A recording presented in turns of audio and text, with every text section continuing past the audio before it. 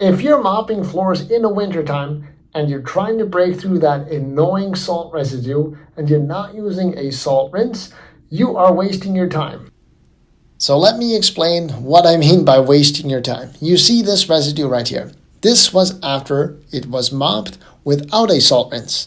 Now mind you, the majority of it is gone because it was mopped not once, not twice, but 3 times. But there's still some of that stubborn residue left behind. But if you take a chemical, as I'm going to show you, and spray it on here that neutralizes the salt, you will be able to pick it up with your mop, wring it out into the mop bucket, and mop the floor properly without leaving any of this stuff behind. Nobody wants to see that.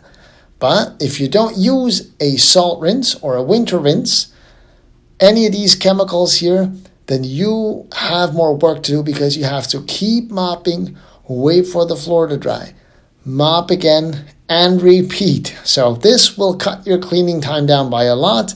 As you see, it's nice and dry and there is no residue left behind.